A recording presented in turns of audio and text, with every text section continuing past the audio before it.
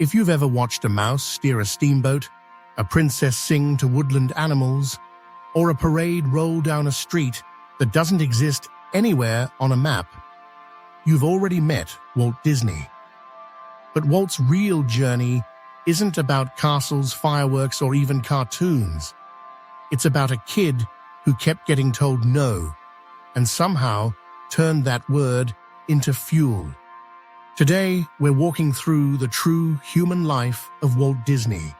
The setbacks, the reinventions, the little experiments, and the quiet habits that built one of the most influential creative engines in history. And as you listen, notice something important. Walt didn't succeed because he never failed. He succeeded because he treated failure like a rough draft. By the end of this story, you will see how one rejected cartoonist built not just characters, but an engine that outlived him. Let's rewind. Walter Elias Disney was born in Chicago in 1901. Not long after, his family moved to a small town in Missouri called Marceline, the kind of place with dirt roads, porch lights, and a comforting sense that the world is made of scenes if you look closely enough. As a child, Walt loved drawing and daydreaming. He sold sketches, filled notebooks, and looked at ordinary life as if it were already moving on a screen.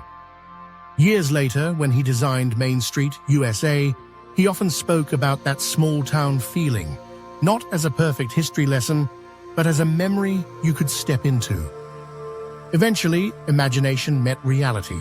Walt studied art, took small jobs, and learned that talent is helpful, but deadlines are real. He served as an ambulance driver in France near the end of World War I, and when he returned home, he carried something more valuable than experience. He carried urgency. Time, he realized, was not guaranteed. If you had something to build, you didn't wait. In the early 1920s, Walt tried his hand at animation in Kansas City. He formed a small studio, created short cartoons, and experimented constantly. The work was good. The business was not. Money ran out. Bills piled up. The studio collapsed. It wasn't glamorous. It was the kind of operation where success meant paying rent and failure meant explaining yourself to your landlord. For many people, that would have been the end of the story. For Walt, it was just a change of address. He packed his bags, took his drawings, and headed west to Hollywood. In 1923, Walt reunited with his brother Roy, and together they officially formed what would become the Disney Studio.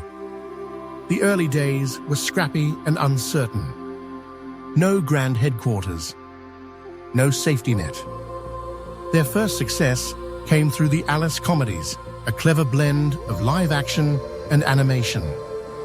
It helped them stand out in a crowded field and proved that Walt wasn't just an artist, he was a builder. He cared deeply about process. Storyboards, timing, music cues, camera tricks, the unglamorous scaffolding that turns imagination into something repeatable. Magic, Walt believed, was built, not stumbled into. Then came a painful turning point. Walt helped create a character named Oswald the Lucky Rabbit. Oswald became popular, and then Walt discovered he didn't actually control the character. A contract dispute meant Oswald was gone. It was a devastating lesson. If you build a world, you must protect the keys to it. On a train ride home from that disappointment, Walt began sketching a new character. Not a rabbit, a mouse. Even then, it didn't sound like a winning idea. History also quietly owes Walt's wife, Lillian, a thank you. She helped steer the name away from Mortimer. The mouse became Mickey. Mickey Mouse worked because he was simple, expressive, and emotionally clear. Big feelings, clean shapes, instant connection. But the real breakthrough came when Walt paired animation with synchronized sound in a way audiences could feel. When Mickey whistled, theaters leaned forward. Technology mattered, but only because it served emotion. Walt didn't chase innovation for novelty's sake. He chased it because it made stories land. By the 1930s, Disney cartoons were successful, but Walt wanted something bigger. A full-length animated feature. Many believed it was a terrible idea. Animated shorts were fine, they said, and a feature would exhaust audiences. Walt ignored them. Snow White and the Seven Dwarfs proved something revolutionary. Animation could sustain an entire emotional journey: fear, humor, romance, tension, relief. If Mickey was a spark, Snow White was a bonfire. Success brought expansion, more films, new techniques, larger teams. Walt pushed for richer color, deeper backgrounds, and more lifelike movement. But what he was truly building was a culture, one where artists and engineers sat at the same table and translated feelings into frames. This wasn't easy.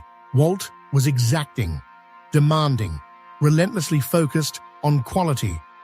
Not because he loved perfection, because he loved the audience. He wanted families to feel safe inside a story. He wanted moments to land. Projects like Fantasia stretched animation's relationship with music, while documentaries and television carried Disney's curiosity into living rooms. Walt didn't just create characters, he created formats. Up to this point, Walt Disney had changed how people watched stories.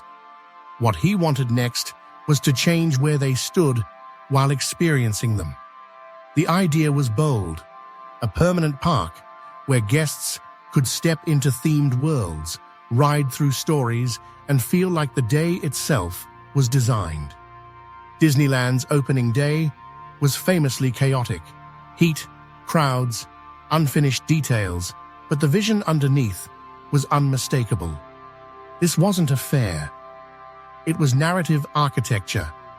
Every sound, color, pathway, and sightline mattered. Walt believed in plussing, improving something beyond its original plan. Disneyland became proof that imagination could be engineered.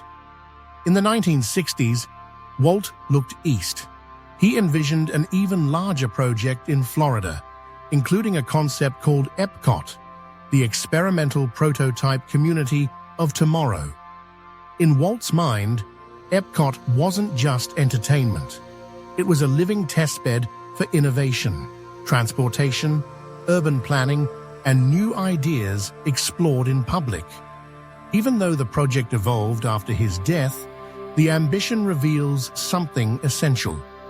Walt wasn't satisfied with fantasy alone. He wanted progress to feel hopeful. Walt Disney died in 1966, at age 65. And yet the work kept moving. Not because one person was irreplaceable, but because he built an engine. Walt Disney remains the most decorated individual in Academy Awards history, not because of one masterpiece, but because he kept showing up, year after year, with finished work. That may be the most useful lesson of all. We don't have to treat Walt as a saint, and we don't have to reduce him to a logo.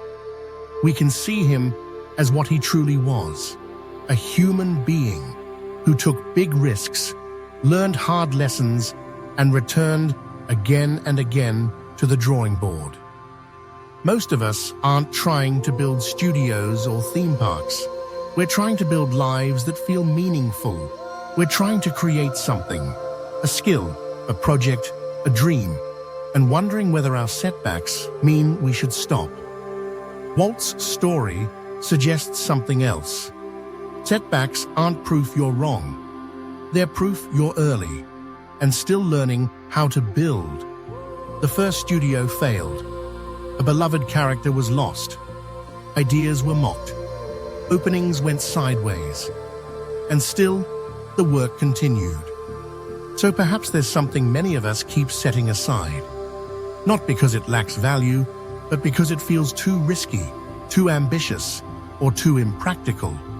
Walt's life suggests another way to look at those ideas.